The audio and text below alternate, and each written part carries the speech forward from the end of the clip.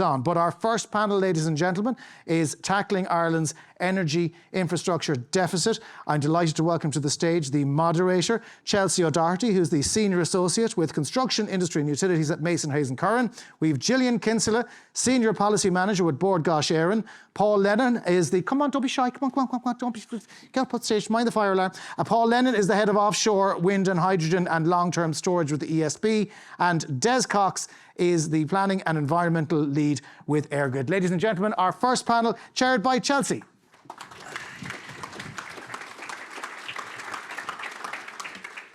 I'm a little concerned that this fire alarm is going to go off in the middle of our panel, but we'll wait and see. So good morning, everyone, and a very warm welcome to the first panel of the day. So we're going to be discussing tackling Ireland's energy infrastructure deficit this morning, and I am absolutely delighted to moderate this panel on such an important topic. As we know, the demand for energy in Ireland is rapidly evolving, and the challenges we face are multifaceted, from meeting this increased energy demand to also transitioning towards clearer and more sustainable sources. In this panel discussion, we have a group of experts from the energy sector, and they're going to talk to us today about their insights and experiences and recommendations in tackling Ireland's energy infrastructure deficit. As has been mentioned a few times today, our audience plays a key role, so please do submit your questions via the event app as we go through this panel. Thank you, and let's get started. So to kick off, I'm going to ask each of my panelists to give a brief overview of your own experience in the energy sector, and also, in your view, what has been the most positive recent change in order to help us tackle Ireland's energy infrastructure deficit. Great. Gillian, you might kick off that one. I might start. Thanks, Chelsea. Morning, everyone. My name is Gillian Kinsella. I'm Senior Policy Manager with Bord Gáis Energy, and I've been in the energy sector for about 10 years now. 7 of those have been with Bord Gáis Energy in a variety of regulatory and policy roles. In terms of a recent change that's been, I suppose, really important for us is the release of the hydrogen strategy. So from a Bord Gáis Energy perspective, we're really focused on decarbonisation. We have a sustainability strategy that helps guide us in doing that. And I think a key element really is decarbonising our generation assets. So we've got a 445 megawatt combined cycle gas turbine in Whitegate in Cork, and we've got 2 new generation assets that are in construction at the moment. And decarbonising those is essential. The way we see that happening really is through hydrogen. That's a really promising opportunity for us. And just on that, how will it work? Well, we see taking renewables like solar and wind, coupling them with electrolysis, providing green hydrogen that we can store over long periods of time, and then use that in our generation assets. So we're looking really across the whole value chain here to develop a series and a suite of different infrastructure types to support that. Great, thank you, Gillian. And Paul, I might ask you next to touch on that. Okay, so great to be here. I'd like to say thank you to Jonathan as well for keeping me company in the way here today in the car. So Paul Lennon is my name. So I am responsible for offshore wind, hydrogen and long-term storage within the ESB. So a lot of experience in relation to the sector. Would have set up the offshore wind business in the ESB from as far back as 2016. We were potentially a slow mover in relation to offshore wind, but over the last number of years, through various acquisitions and developing our own projects and key partnerships with the likes of Ørsted, particularly in Ireland, and Parkwind, we're absolutely committed to delivering our net zero ambition by 2040, and as the Minister said, significantly supporting Ireland's net zero ambition by 2050. So in terms of key developments, so I'd say Gillian stole my one in relation to hydrogen, so maybe focus on the policy side in relation to offshore wind. And there's been a lot between the phase 2 policy consultation, the whole plan-led approach, everything that's going on in relation to the OREDP and the demapping, very important as well. But from my own perspective, and the Minister said it as well, just in relation to the MAP bill and the enactment or the establishment of MARA over the last couple of months, I think is absolutely critical. Like, they will be I suppose the gatekeeper for everything that goes on offshore. And if we consider everything that we hope to happen onshore starts from offshore, they are the foundation in relation to everything that we we need to do here in order to deliver our collective ambition. I think I might have a second one here. The other thing, that's the policy, just in relation to projects. I think the ORES 1 result, and ESB did participate, but the ORES 1 result is extremely important as well and can be transformational, because it shows that Ireland can compete and deliver competitive offshore wind projects, and we need to keep that continuing over the next number of years. Absolutely. Thank you, Paul. Des? Yeah, good morning, and thanks everyone for having me here. Des Cox is my name. I lead the planning and environmental team in EirGrid. I'm a practicing planning consultant and have been with EirGrid for about 15 years now, watching the transformation, I suppose, of the grid, both from its actual physical scale and space to its ambition that we're looking at now, but also, I suppose, looking at EirGrid's approach from being essentially an engineering firm to react to development, to being a company that puts communities at the heart of things, that puts planning, consenting, and other engagement issues. I think the big thing for me is watching this evolution into a space where we are all stakeholders in it. Nobody has the full solutions. We are not a reactive organisation anymore, but really to echo what the Minister says is that we are all part of this. For me, having gone through a lot with consultancy, gone through project activity, into this plan-led space and this master plan-led space, whether it be through, as you've mentioned, Paul, offshore policy and plans, or through national planning, you can see where this whole space is, and it's music to my ears. And I suppose it would be remiss of me as a planner not to say the biggest thing that I'm really been part of and looking forward to is this whole movement towards the new planning and development legislation that draws together the maritime legislation, that draws together infrastructure development, and that draws together all the other parts of it. We've had such a scattering of legislation across the way. Bringing it all together is probably one of the most revolutionary, exciting things, certainly in my career. Only a planner could say that. So Paul, coming back to you, you touched on ORES there briefly. And as we know, we just had 3 gigawatts of offshore wind awarded in this year's auction. What is next for offshore wind? And also, if you could touch on as well the different technologies on offshore wind, and where do you see that going in terms of fixed versus floating wind? Okay. So certainly in relation to the ORES 1 outcome and the projects there, clearly they need to get to the next stage and need all the support within MARA and just in relation to the planning cycle to get through planning and hopefully get into construction over the next number of years as well. I think that's important. I think from an industry perspective, the next offshore RES auction in 2024 is very important, and the one after. So I think from a supply chain perspective, there needs to be clear transparency in relation to annual auctions as the government meets its ambition by 2030, but it doesn't stop at 2030. So to go beyond 2030 in terms of that level of transparency, I think, and I would say it's not all about ORES from an offshore wind perspective, and Gillian's point in relation to the hydrogen strategy, that is critical, and government has set an ambitious target there of having 2,000 megawatts of offshore wind to hydrogen by 2030 in development, and I think that's important, and we need to focus on that. And also on the corporate PPA side, and the Minister talked about a lot of demand in Cork and Cork region and centrally placed. I think that's has corporates, tech companies have a massive part to play in relation to delivering or being the vehicle through which offshore wind can deliver in Ireland as well. So I think there, in terms of the technologies, so from my own perspective, in Ireland, fixed offshore wind, it's kind of cooked from a global perspective. There's a supply chain there.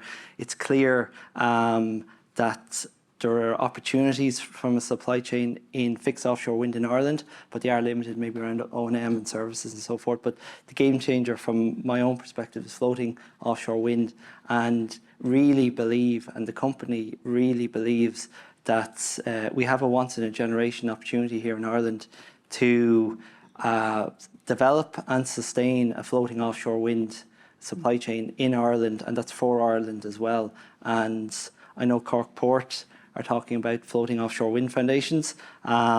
We believe within ESB that across the Shannon Estuary there, and we have a partnership with Shannon Foynes, that the construction of floating offshore wind foundations, well, if it's concrete, the construction, but even the assembly, if they're steel structures, that has an opportunity to be massive for all regions of Ireland in particular. And look, I might give some statistics, because we've done a lot of work on this in relation to floating offshore wind, and just on a project we're working off the West Coast in terms of 1,400 megawatts offshore wind and a hydrogen facility as well. Just in terms of floating offshore wind, gross value add nationally in excess of 3 billion, and locally over €1 billion in terms of gross value add. Thousands of jobs during construction, and at least 500 jobs during operation as well. And I think there's a huge opportunity for Ireland to play its part and develop that supply chain, and it will be local. It has to be local. Floating offshore wind supply chain has to be local. And if I say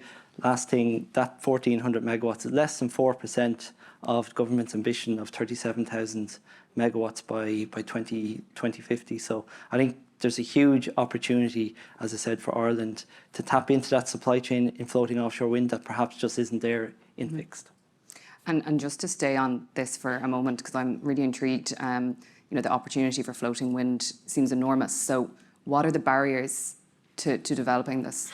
Barriers, I don't like barriers, because it implies that we're not doing something right at the moment. I think clearly we can all do things maybe a little bit more efficiently. I always use the Scotland example in relation to offshore wind, and particularly around, and Ireland has an opportunity, even under a plan-led system in phase 3, to go for that big bang approach that Scotland did. And just again, some numbers there between the ScotWind process and the INTOG process. So the last 2 offshore wind seabed lease rights auctions that Scotland have ran, about 35,000 megawatts of seabed lease was allocated. ESB has been successful in a few gigawatts there. But of that 35,000, at least 70% of those projects will be floating offshore wind. So I think in terms of trying to, I suppose, develop that supply chain and really ignite it, I think a big bang approach to development beyond 2030 for floating offshore wind in particular, I think is something that will work and can effectively bring a supply chain to Ireland. Thanks, Paul. So when we're talking about new technologies, Gillian, hydrogen comes to mind fairly straight away. So can you talk to us a bit about what you see as the main opportunity for hydrogen? Sure. I think, first of all, it's important to note that there's probably a variety of different opportunities that hydrogen can provide to the country as a whole, as well as the energy sector. And that varies right through from increased energy security to a whole host of economic and social benefits. But I suppose if we were to choose one, I would probably go for decarbonisation, particularly for the energy sector. We're really talking here about a zero carbon gas, one that is probably best used for hard to abate sectors. And indeed, that's what's referenced in the strategy itself. So we're talking about heavy transport, heavy industry, and power generation. And I was pleased to see that power generation was listed as one of the top end users. That's important for our vision for Whitegate and elsewhere as to how we decarbonise. But I think that the strategy has a couple of highlights that are probably useful to reflect on. Firstly, I suppose the role of clusters. That's a model that we've seen elsewhere. So we have hydrogen demand and hydrogen supply co-locating with one another. I think there's great opportunity here in Cork and promise for that to take place. We've got a lot of different types of off-takers. We've got the DMAP that's out for consultation on the South Coast now. Great opportunity for offshore wind. So when we couple them together, potentially with storage as well, we're looking at a full hydrogen value chain that we can create here. But I think the key thing to try and get it off and running off the ground is government supports and business models. And we heard that being referenced earlier on this morning. So one of the first steps is actually to get an innovation fund in place to gain learnings. That's be for small scale demonstration projects, and then move to scale up the sector and have an enduring business model that will be implemented. And I think for us, the key thing is timing, is to move very quickly from one to the other and ensure that we've got the the Innovation Fund and the Enduring Scheme timed correctly so that we can get the learnings and implement them for when we scale up the sector. So that's going to be really important. So I'm conscious that, you know, our European counterparts are quite, some of them are quite far ahead in terms of their hydrogen strategies and policies. How do we ensure that we remain competitive and that we really attract that investment in the hydrogen sector into Ireland? I think it largely comes back to setting ourselves up for success on this one. And that's on developing the policy framework, making sure that it's timed correctly, as I mentioned earlier on, and that we've got the right resources in place. Again, we heard that reference earlier on and getting the resources in the state agencies. And one key example there is the Department for Environment, Climate and Communications. There's a team of 3 in there currently. They've got hydrogen and a variety of other different policy measures too. And I think they've done a really positive job in terms of getting the hydrogen strategy up and running. But we really need to see that team built out. If you look at the UK, for example, I think there's at least over 100 people that are working on hydrogen policy in the UK. Really what we're talking about is making sure the team is appropriately sized. And that references back to the opportunity and the size that we have there. And I think another element really is the timing. So one of the challenges we see with the strategy at the moment is the fact that many of the actions actually span several years. We'd like to see those tightened up a lot more because for investment in the area, we need certainty, not only of when the policy will be delivered, but also ensuring that we don't see chronic policy delays. So again, linking back to the resourcing and making sure that we can avoid that. I think that's how we'll try and really get up to pace with some of the other countries that have shot ahead in terms of hydrogen, the UK, Germany, and many others. I think it's important for us to try and gain the opportunity there. So we've touched on offshore, we've touched on hydrogen. I'm conscious that in order to deliver the benefits of these technologies, we need a robust grid. Des, can you please talk to us about the updated roadmap that EirGrid has published and how you're going about achieving what is set out in that plan? Yeah, the targets that the government have set now, particularly under CAP23, as the Minister mentioned, of 80% renewables are significant. What that actually means for the grid is that an extra 17 gigawatts or so of renewable is going to be carried on that, which is a vast amount to look at. So EirGrid, I know a slide went up before, but we have recently developed a version 1.1 of our Shaping Our Electricity Future, which is the roadmap that tries to look at saying, what does this mean? And it's really built up, I suppose, of two key elements. The first, I suppose, and less so, is building new grid, which is, I suppose, was always our default. And for those who can see the picture there, the green blobs are really the new grid, and you'll see it unsurprisingly in the northwest of the country, particularly where there's really just a history of a lack of grid at the moment. Primarily, though, that the roadmap is based around innovation, using our existing assets more efficiently, building capacity within those assets. So you'll see, particularly in areas like down in Cork, a lot of that, the different colours there are to do with different technologies, new technologies going onto the existing grid to make it more efficient. But really, this is trying to look at a plan-led approach to how we do this, that we don't deal in projects here and there, but that there is this overall picture what's there. And going very much with what Paul and Gillian have both said is it's tying what we have to do for the grid into plans and policies around offshore development, around new technologies coming in, and tying that into other policy-led areas. The other half, I suppose, of Shaping Our Electricity Future is around not the what, but the how we're going to deliver it and the time. And a lot of time has been put in by EirGrid with community engagement, with energy citizens roadshows, with those softer parts of it to deliver the grid in a sustainable manner. And I know, again, the Minister touched on this morning, but we need community assist. We can't do all this together. Our Chief Executive, Mark Foley, has said time and time again, this is something that we cannot do on our own.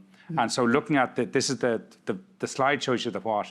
The rest of that roadmap goes into the how we're going to do it, which is really about that we work together in collaboration with other actors, stakeholders, communities, in order to deliver a common vision. I think that's one of the key things that's coming through this.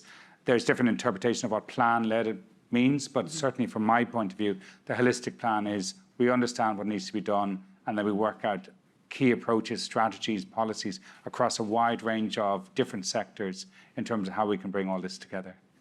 Absolutely. So we need collaboration from everybody in the sector in order to deliver on these targets. Paul, I'd be interested to hear from, I suppose, a developer side perspective on what your thoughts are on the plan-led approach and, the advantages and potentially pitfalls associated with that. So it was a surprise in relation to the plan-led approach as part of Phase 2 policy, but it absolutely makes sense from our own perspective. We believe that it brings coordination, and it was absolutely needed at that point in time, just as the industry was getting off the ground, that there would be a specific plan-led approach in place that promotes investor confidence, I'd say, in relation to offshore wind. It promotes supply chain confidence that these are real projects. And very importantly, from an ESB perspective, the community confidence as well, and promoting that level of engagement with communities is very important as well. And I think that's what a plan-led approach does. I think, and Gillian referenced resources within the department. I think it does maximise the efficiency of various different state departments or agencies as well, in relation to perhaps EirGrid or on board Penol as well, where there's a finite number of resources that have to decide upon strategic projects into the future as well. So I think that's important. I think from a developer perspective, the whole cumulative impact assessment piece is it's still an issue, but under a plan-led process, I think that's certainly managed far more efficiently as well. I think you asked me about the drawbacks as well. I think something, and it's back to my earlier point, just around that transparency of projects, that projects are planned in, let's call it concurrently, I suppose, in terms of different plans and different DMAPs and different zones, as opposed to sequential development of projects and zones. So I think that's something that would be very important as part of a plan-led system, because there's going to be undoubted attrition in projects. It's happening onshore and solar. It'll happen in offshore as well. So I do think we need to plan well above the 5,000 megawatts by 2030 to actually deliver the 5,000 megawatts, but under a plan-led approach. So when we're talking about large numbers like that in terms of targets, I want to touch on supply chain issues. How much of a block are these to us in reaching our targets, and what's your experience with that? So I'd say we don't know at the minute the block in relation to supply chain challenges, but it's going to be significant. Again, I might just go back to our own experience within ESB, and we're responsible for the offshore wind business in Britain as well. And we have a project there, 1,100 megawatts offshore wind project. Hope to get to financial close on that project over the next year. So that has all planning consents, grid connection in place. It's under construction and so forth. So it's a very mature market. It's a very mature project in a very mature market in terms of GB offshore. And the biggest challenge we've had there over the last year is getting the supply chain. I'd say not interested, but certainly committed to the project in order for us to meet our deadlines as well. So I'd say I couldn't underestimate the difficulties that there will be in supply chain, particularly in transport and installation, the whole vessel supply chain. That's locking in today for projects that hope to deliver by 2030 as well. So I think that needs specific focus on relatively speaking, a small target of 5,000 megawatts by 2030 in Ireland. So I think that's definitely coming down the tracks. And I think that is one that's going to be a challenge. But it's a challenge in Britain, it's a challenge in the States as well. So it's one that we all need to, I suppose, embrace. And the markets hopefully will react as well if they see concrete projects coming. And Gillian, I'm sure you're facing similar challenges when we talk about hydrogen. Is there anything you'd like to add to that in terms of supply chain issues? Well, I think maybe to answer that, it's probably good to reflect on how the market might actually develop. So the vision in the strategy is pre-2030 that onshore renewables that are curtailed will be used to produce hydrogen. And then post-2030, that's where we'll start to see the scale in the market, and we'll use offshore wind predominantly as the opportunity to produce hydrogen. So in that context, I would see it that we'd have fewer supply chain challenges pre-2030, especially because many of the projects will be focused on demonstrator projects, small-scale projects. But as we enter into 2030, it's clear that we'll have a dependency there on offshore wind. So there's a knock-on impact for many of the supply chain challenges that we need to be aware of. And I think as well, it's being conscious that we're creating a new supply chain, new value chain that maybe didn't exist there before, particularly in areas like hydrogen networks, hydrogen storage, building out the capability there, but also reflecting on some of the newer policy considerations that are ongoing at the moment. I mean, the offshore wind policy does state that there's a 2 gigawatt target, so 2 gigs of offshore wind that'll be dedicated purely for hydrogen production. That should be in development by 2030. And really for that, if you look at the future and how it's going to pan out, we'll face some of the similar issues that Paul referenced there. And that policy states that we should be reliant on private wires for the 2 gigs. There's an ongoing consultation at the moment, so we could be looking at new supply chain there. But I think it's probably important to point out some of the policy measures that are actually being undertaken to address some of that. From a domestic point of view, we've got the industrial strategy for offshore wind that's expected in Q1 of next year, I believe. We've always advocated that hydrogen should be encompassed in that because there's so many synergies with offshore wind. And then also from a European perspective, there's the Net Zero Industry Act that aims to try and increase the manufacturing of net zero technologies like hydrogen and its derivatives and various different technologies needed for renewable fuels of non-biological origin. So we should see more supply chain capability coming through from a European perspective on that front. So going and moving on now to security of supply. Security of supply is a main concern. Des, are interconnectors the way forward? I think there's two things to that, yeah, and absolutely. And again, the Minister has mentioned security of supply. What we got to remember at the end of this, we keep looking at 2030 as an end goal, but it's beyond that. But as we mentioned before, by 2030, we will be hopefully in a position of net exporter by up to 20% of our energy. So I think as security of supply, we need to look at 2 areas. The interconnectors are absolutely critical, and they will continue to be critical. And as you know, EirGrid is delighted to have received consent and has commenced its construction phase on our Ireland-France interconnector, the Celtic interconnector. That will be in place by, certainly intended to be operational by the end of 26, 27 to help. There are private ones. We know the Greenlink one of Waterford, and you know, all are, both EirGrid and others have a mandate as well as a drive to explore for greater interconnection. That allows our security. That allows us to develop the renewables on the system and to put a large investment into that because we have both an import availability and an export.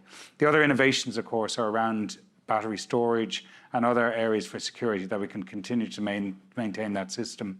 So, but certainly having led the planning consenting of the Celtic interconnector in particular, you look at the value, you look at the importance it is, not just for Ireland, but also for Europe, for European integration and interconnection of its systems and allowing that you're in harmony. But it's also great as you look at even just as early as, or as late as this week, a new memorandum of understanding between Ireland and the UK on measures for interconnection for energy security. We can see that this isn't just a European Union thing, but it's a security supply across Europe in general. The Minister again mentioned the Russian-Ukraine conflict and what happened there, and the Repower EU. You see this drive for energy and security supply. And yes, as we can look at it for what it means for Ireland, but I think as we look at it as a wider European level as well, that we have these different areas. But certainly we need to enhance our interconnection as well as providing domestic areas of energy security, such as battery storage. So we're talking about projects really here that need massive amounts of investments, and just like to touch a bit on the scale of these investments. Is this sustainable? How do we justify the scale of these investments? Into projects such as interconnectors, for example. I think the main thing that we need to bring is confidence to the market, and we all know that. And I personally believe, and again, the planner would say this, but that's through a strong planning and policy mandate, where we can see what is intended. We can, and I totally agree with Paul in terms of we can see the sequential way that this can be developed, that investors can see pathways to that. I know that we often can talk about where we must do this, like a stick to beat us to meet targets, to meet our 2030 targets.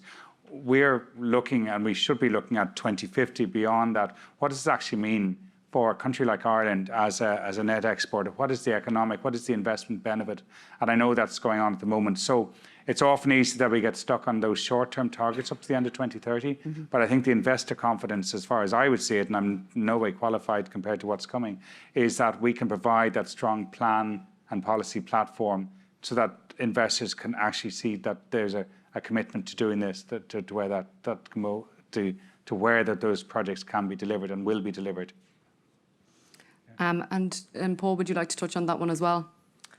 Yeah, for sure. So I think from an ESB perspective, we are going to deliver net zero by 2040 through the creation of sustainable, reliable, but affordable energy. And I think there is, in relation to the whole offshore wind to hydrogen piece, it's definitely an opportunity for Ireland there, as I mentioned, in relation to supply chain, but the affordability piece absolutely has to be part of the equation as well. It sounds great on paper, but it has to be affordable as well.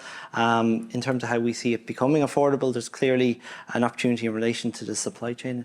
Gillian touched on that, particularly in relation to the hydrogen piece. And again, just based on experience in relation to offshore wind, where the auctions for offshore wind in around 2015 were generating prices of about £120 per megawatt hour, and in 2020 that was down to about £40 per megawatt hour. So we just need to see those economies of scale coming in, continuing hopefully in relation to offshore, but obviously coming in relation to hydrogen as well. But there is, and the Minister touched on it in terms of government support needed as well to get the industry up and running as well, and clearly gas and carbon from a pricing perspective going to go up as well. So there is a trade-off there, but absolutely affordability is the third pillar there between sustainable and reliable energy by 2040 from our perspective. Yeah, absolutely. Affordability is certainly very important.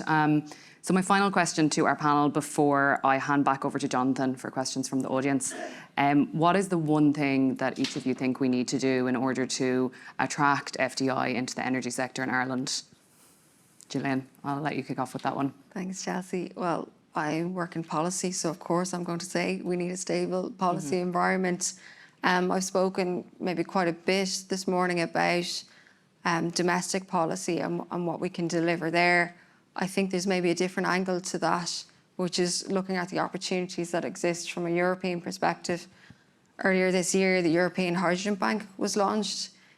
We know that it will support both domestically produced hydrogen in the European Union and also imports from abroad and further afield. I think it's a really good opportunity that exists in the auction, the pilot auction that will be run later on this year. It's scheduled for November. It's an €800 million fund, and it provides a price premium for hydrogen production. So I think there's opportunities there that we should look at as a country, because there's frameworks we can leverage. So in that European Hydrogen Bank, there's this concept of an auction as a service. So for individual member states, they might put up some money themselves, use the framework of the auction there that's created by the European Hydrogen Bank, and national projects that don't clear in the auction could receive national funding. So I think there's a lot of synergies there and opportunities that we could look at. Great, thank you, Gillian. And Paul, if you could touch on this one next, please. So I mentioned it before, it's just that piece around targets and ensuring that beyond 2030, as Des mentioned, the world doesn't stop turning beyond 2030. So I think clear auctions, clear targets to 2032, 2035, 2040 and so forth, that'll bring, I think, the supply chain that's absolutely needed, and investor confidence into Ireland. I think, and I mentioned community engagement as well, I think we need to listen. I think it's very important in terms of community engagement as well, that we get that right, because we're only starting this journey to net zero, and we could really create damage right from the start if we don't get that community engagement piece, and certainly with fisheries and so forth. So I think, but clear targets and engagement with communities are two big things from our perspective. Thanks, Paul. Des? Again, if I'm a planner, then I would be ashamed to say that it is, I think, a plan-led thing, but not only through plan-led solutions here in terms of creating plans, but also the wider legislative context as we draw all these things. And again, I totally agree with Gillian around the policy context. These are all like puzzle. We all have puzzle pieces of our own different sector, whether on board Planola, whether in ESB, or whether in EirGrid. And we need to all come together, and we need that mechanism to draw together to create the jigsaw with the puzzles pieces that we hold.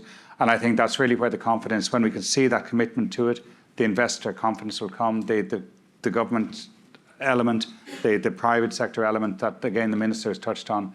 It's getting those pieces all together is really, it's a boom for the economy if we can get this right. Absolutely. So that wraps up my questions to the panellists this morning. And I think it's clear to me from the insights that you've all shared that what we really need is collaboration between the stakeholders. We need to embrace new technologies, and we also need a clear and overarching plan, targets that go past 2030, and robust policy to give confidence to investors to invest in Ireland's energy sector. And just before I hand back over to Jonathan, I'd like to thank the panellists today for joining me for this discussion. It was really insightful, so thank you very much. Thank you.